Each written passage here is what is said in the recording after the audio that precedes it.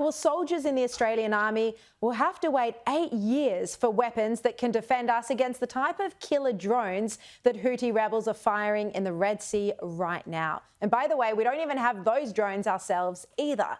But in the meantime, look at the radical protection measures that are being considered.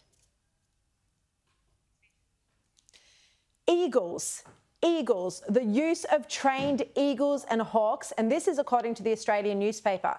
Joining me now is the Australian Strategic Policy Institute's Michael Shoebridge. Michael, this has got to be a joke, surely. Well, Shari, I'm with Strategic Analysis Australia right now, but apologies. Unfortunately, I can tell you this isn't a joke.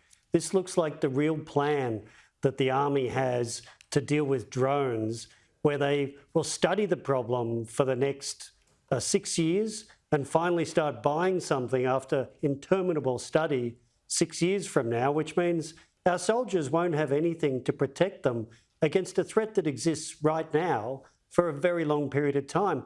You've got to wonder why anyone would join an army that is telling them they aren't protected against a lethal current threat and won't be for years. But, I mean, how does this actually work? So the Defence Minister, Richard Marles, would prefer to, train eagles to defeat killer drones instead of actually buying the ADF automated drones.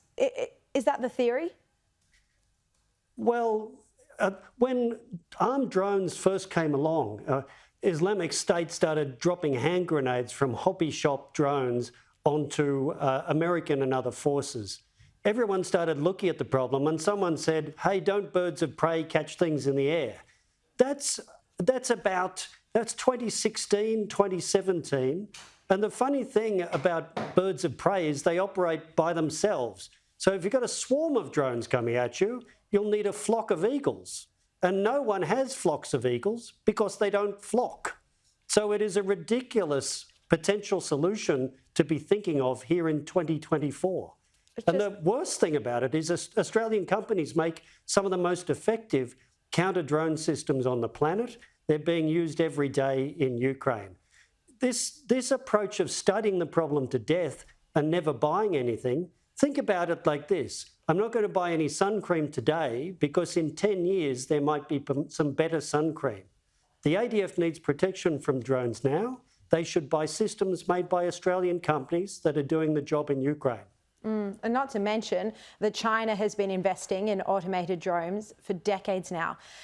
Now, just before we went to the break, I brought the breaking news that there's speculation within Labor that Penny Wong is looking at retiring from her role as Foreign Minister and Leader of the Senate in the next few months.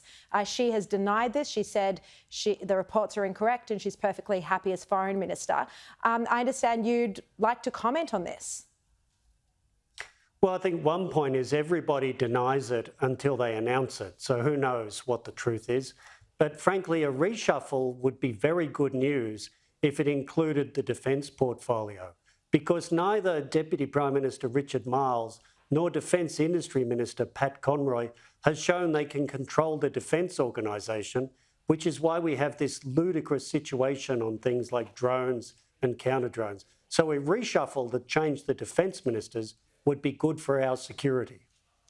Yeah, no, it's absolutely a very good point. I mean, what we've shown you tonight is completely farcical. Michael Shoebridge, thank you so much for your time.